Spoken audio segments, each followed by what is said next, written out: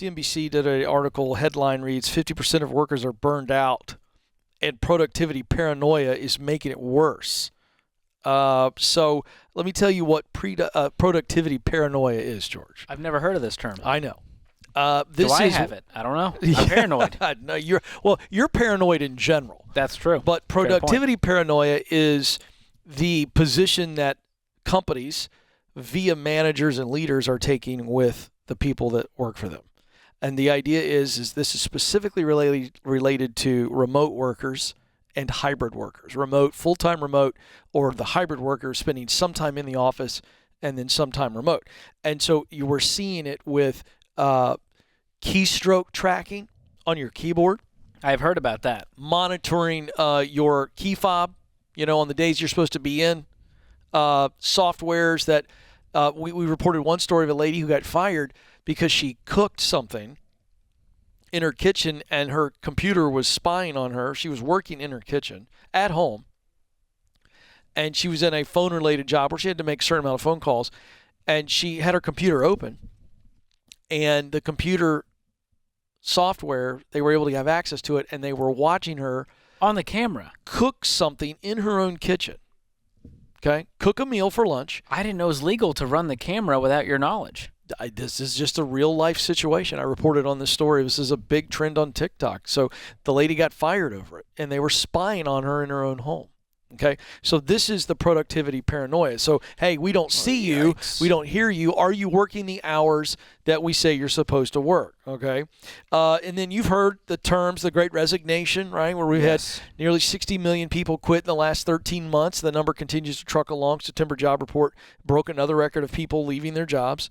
And then, of course, I know because you're Mr. Millennial and Mr. TikTok, Mr. all the things on social, you know about the term quiet quitting. Oh, yeah. Which is a phrase that was born on TikTok, and it refers to people who are doing just the bare minimum. So whatever is expected of me, I'm going to do that. I'm not going to do anything more because I don't want to burn out, right?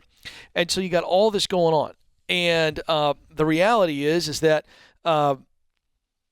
90% of workers, this is a Microsoft study. So Microsoft has, Office software, and they did a study, 20,000 workers worldwide, George. And this is the interesting dichotomy, all right, between workers and leaders, okay? 90% of workers report they're productive at work, okay? Yet 85% of bosses say hybrid work has made it hard to be confident that those employees are being productive. Oof. Right? So the old phrase, out of sight, out of mind, plays into this. Can I be honest? If I'm a worker taking a survey, why would I mark myself as unproductive? Right. Now, obviously, Microsoft did the survey, not the company they work for. Right. But still, everyone thinks they're more productive than they really are. Yeah. At the end of the day. But this is a true problem because when you're in person, I can see Ken at his desk. I see him in the meetings. And with Zoom, you might have a team meeting over Zoom once a day. But other than that, yeah, people are going, well, I got my 48 minutes in. I finished my work for the day, Ken. Why does it matter what I do with the rest of the 7 hours? Exactly. And so what's happening is you've got companies that are saying, I don't see you, and so I'm going to track every movement because managers are feeling the pressure to report up to their higher-ups that productivity is happening. Which that hurts culture, that hurts trust, all the way around. So that adds to the burnout, right? Because I believe there are 5 causes of burnout, George, at work. And I'm curious, how many of our audience members are feeling these sources of burnout? Because burnout's a thing, but we got to get to what's the source of burnout.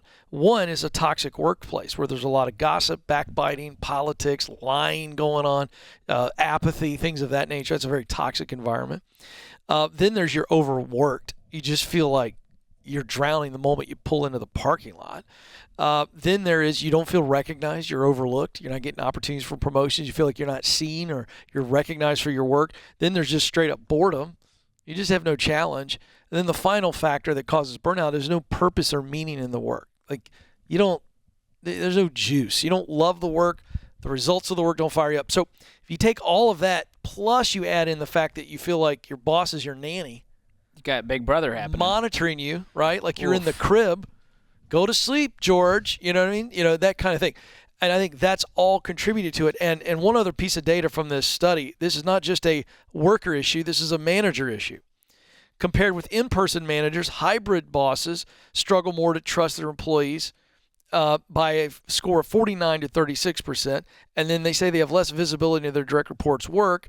That's 54% versus 38%. So in-person bosses more trusting, hybrid or remote bosses not so trusting. Wow. And it's just creating a lot of tension between the worker and the leader. You know, it'd be a fun game to play if you're listening and watching. You put the hand up and you go, finger down if you have a toxic culture.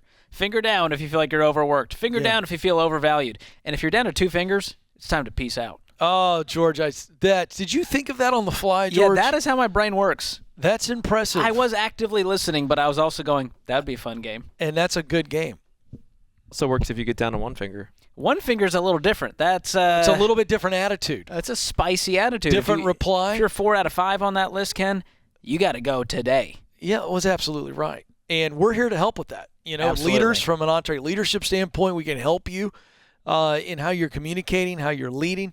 And then on the Ken Coleman Show, again, I can help you. I mean, again, once you know what's causing the burnout, it's like going to the doctor and going, I got sore knee. The last thing you want the doctor to say is, well, I've taken a look at it and I can now tell you that you have sore knee.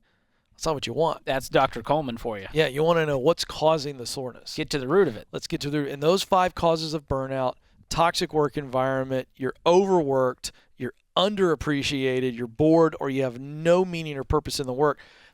That can make you not want to come into work very often. And by the way, not only do you not want to come in, it's affecting productivity. And so leaders are going, I got to track you, I got to track you, I got to track you. That's not leadership, that's nannyship. And what followers are saying, and people that we're going to go, listen, I'll get the work done, but treat me like I'm a human being. Treat me with some dignity. Treat me with some love. Show me how to do it. Train me to do it better.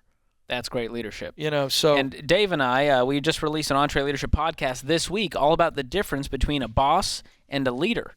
And everything you're talking about, that is. How would you sum it up? That's bossery. Yeah. Well, I mean, Dave talks about this in the. I'm gonna tease it here. That's all I'm saying. Give everyone us a needs to tease. listen to it. But he talks about all the things you're talking about. Does the team feel valued? Do they care? Are you pushing? Are you pulling? How often are you meeting with your team? How connected are you? And that's one of the reasons all 1,100 of us are under one roof every day. We just value that as a team. We think it builds culture. We think it builds trust. We think there's more productivity. And it's not from a big brother standpoint of if Dave doesn't see you, you're not working. But we just know the value of being together in proximity physically. Yeah. And Simon Sinek, I just interviewed him, and he said much of the same. It's crazy how much of it aligned. Yeah. Well, you know what's interesting about that? Just read some data. Nearly 60% of Gen Z wants to work in person. They do not want remote work. They are craving the relationship connection in the workplace. It's fascinating. Yes. You don't see those numbers, of course, with Gen X, which is my generation, and boomers, but there is a disconnect between, and again, I'm not anti-remote work. Okay, if you can get it, if you can do it and be productive, you got a good, healthy leader, great. But it does cause all kinds of problems, and we're beginning to see this in the data. And Dr. John Deloney's always talking about the loneliness epidemic we're facing as we just stare at our screens and lose personal, physical connection with people. Yeah. And that's one of the benefits I get from just being here versus remote work. You got to be way more intentional about that in your personal life. I mean, I just for a moment want you to consider, George, how much better your life is because you sit 3 feet away from me every day. I couldn't even calculate it, Ken. I mean, it's immeasurable. It's invaluable. Wow. Because we get to say hi to each other and the high fives, the fist bumps. That's a double blessing. It is. The two of us in one room.